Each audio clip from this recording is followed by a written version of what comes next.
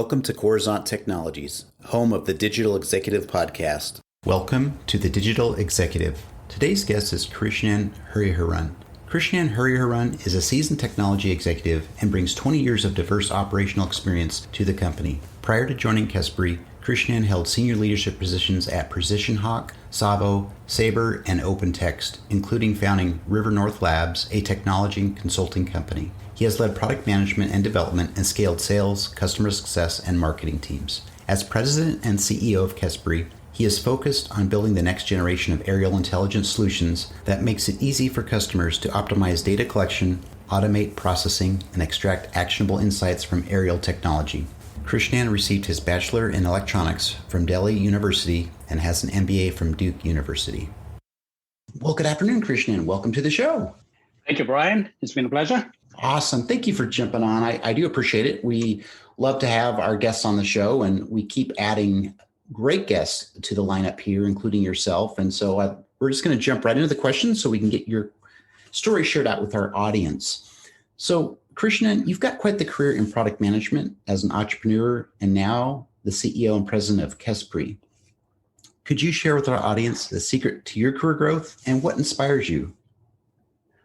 Thanks, Brian. I wish there was a secret, but if I would kind of look back and try to string the pearls here, I would attribute curiosity to learn, a little bit of luck and timing, and most importantly, having a strong set of mentors and bosses, and managers who've given me the opportunity and had the belief to push me to take new challenges.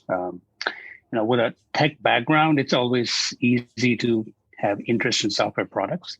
But over the years, I've realized that it's not about building the product. It's really around creating software products that can change people's lives and find a way to make a difference in how businesses function and create solutions that are tangible, something you can share with people, something you can talk to your family about, your friends about, touch and feel.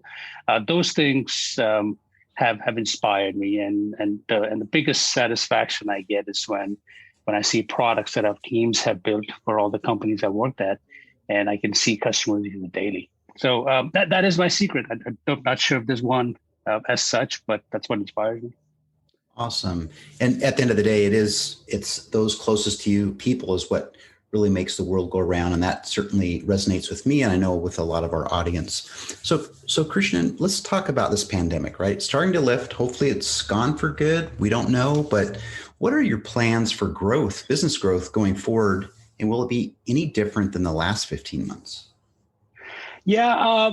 So the pandemic has not been easy for many folks, and I sincerely hope it's one of the once in a lifetime event and we won't see this again. But before I kind of go down on the business side, I do want to recognize frontline workers and everyone else in the whole support structure who have made it the situation a little bit easy for folks like us, especially in the US when we can actually get out and start doing things. It seems like business is normal. So I do want to recognize all of them. Some of them might be listening to this podcast. On the business side, the pandemic actually accelerated a lot of the business processes within our customer base and actually put drone and technology/software on the fast track adoption. We as a company have certainly benefited from that. And it's really good to see how customers use our solution. In the last 15 months, I would say we were able to optimize our operations. And what that really means is our company is fully remote. Everybody's remote. And this has allowed us to be very flexible and focus on delivering the value for our customers.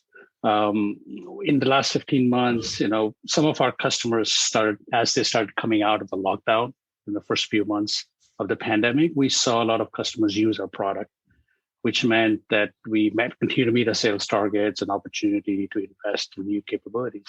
So that really hasn't changed much for us in the last 15 months. In fact, it has created an opportunity for us in the next 15 months to just continue that investment, continue that focus, continue that strive to do better. And then we're happy to support new existing customers to build out our products. So essentially, nothing really has change for us. We were impacted a little bit, but we've got out of it, and just given us a little bit more focus to go in and help our customers out as they continue to use more of our drones and more of our drone-based software. Thank you for sharing. I know it's been challenging for everybody, but I did put everybody, like you said, focus, right? It put everybody in more of a laser focus of what they needed to do to keep their business afloat, but also help customers that were struggling as well. So I appreciate your share and the fact that you all were able to come through this just fine. Some businesses obviously didn't, but let's talk about the technology, Krishnan. Our platform here is focused on emerging tech, but you're obviously leveraging some new and emerging technologies within your tech stack. Is there anything you might be able to share with us today? Oh, yeah, absolutely. So drones is just one of those technology spaces that is really, really exciting. There's so many things happening in the drone space, the ability to apply drone technologies across different verticals, be it commercial software, government in certain cases, even recreational drones. It's just becoming more and more interesting. But a little bit of background on kind of Kespree for folks who don't know. When we started about 7-8 years ago, Kespree built our own drones on behalf of customers. And then we also had a software that allowed folks to interact with the data that we collected. But today, the company is focused on pure software. And it's focused on developing AI ML software, essentially enabling raw images, videos, send different types of sensor-based data that you can collect from a drone and turn that into actionable information. So naturally, advancements in machine learning models and AI is used to prepare the data for analysis. And at the same time, we're also ensuring that the data is available to the customers within minutes of flying the drone and as soon as they start collecting the data, right? So that's number one. Number two is we're exploring use of edge devices that can help process large amounts of data much faster. With rich imagery, rich video, rich sensor data, it's one thing to process well. It's also another thing to process fast and well. So we're definitely exploring new edge-based devices to be able to do that. The third thing is as more and more drones continue to proliferate, more drone manufacturers are coming into the space, creating wide acceptability across multiple industries. We are also expanding our ability to support any drone model so that our customer base can efficiently use investments they've made, perhaps for other projects, to be able to use for the industries that we support. The biggest investment that we make is really around processing GIS data set. That's essentially what the drones collect. We actually enable customers to create 2D, 3D models that we create out of imagery. And digital twins is kind of the next iteration of our 3D model that allows customers to not only completely digitize their asset, but also provide a very unique perspective into supporting that infrastructure. And the concept of a digital twin can be applicable across multiple industries, multiple use cases. So those are some of the few things we're exploring and continue to invest this year and next. That's amazing.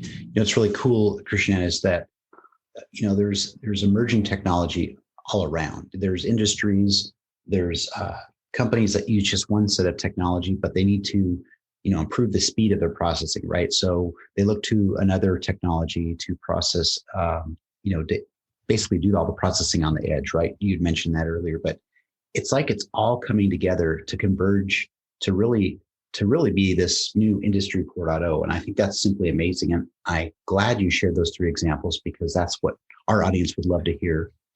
So Krishna, let's talk a little bit about, on this last question here, that maybe you could share something from your career that would be helpful for those looking to grow their career in either tech or entrepreneurship. So I stumbled into tech, to be quite honest. I actually wanted to pursue a different career, but I stumbled into tech and I realized that the ability to create something from scratch, kind of software product and kind of technology, really inspired me to continue my career in technology. And around the entrepreneurship stuff, I had the opportunity in my career to take a step back and explore what it means to be an entrepreneur. I wanted to do something on my own. I had the ability to do that. So I did that for about 2 years. Had my own little consulting company and worked with customers to help them out on their technology projects. But how should one grow the career in technology and entrepreneurship? I think it's a combination of finding the right skills in the right technology field that makes you passionate about wanting to do it day in and day out. As cliched as it sounds, it is true after being in the industry for about 25 plus years. But I go back to my passion, to my desire to change people's lives. How one interacts with a product or services or something that they value or the joy they get is sometimes more important than how it was built. So if you're in technology, try to keep that focus.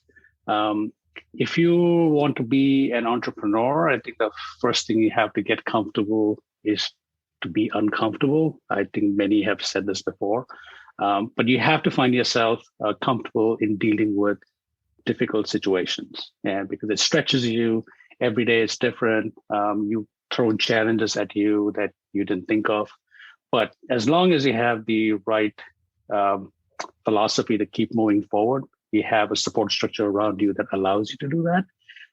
It gives you a lot of perspective. And the last thing naturally is have the patience and stamina to persevere, especially when you're an entrepreneur, trying to build their own business and support others to be part of your business. It's amazing. And you're right about what you just shared with us, these gems that are very valuable. Is it runs in the same vein as many of our guests that talk about their passion and their inspiration to persist when it's, when you feel like it's down and out. So again, thank you so much. And Krishnan, it was a pleasure having you on today, and I look forward to speaking with you real soon. Thank you, Brian. Thank you once again for inviting me. I've listened to your podcast and you had some fantastic guests, and I look forward to hearing more of your podcast. So thank you again. It's been a pleasure. Talk to you soon. Bye for now.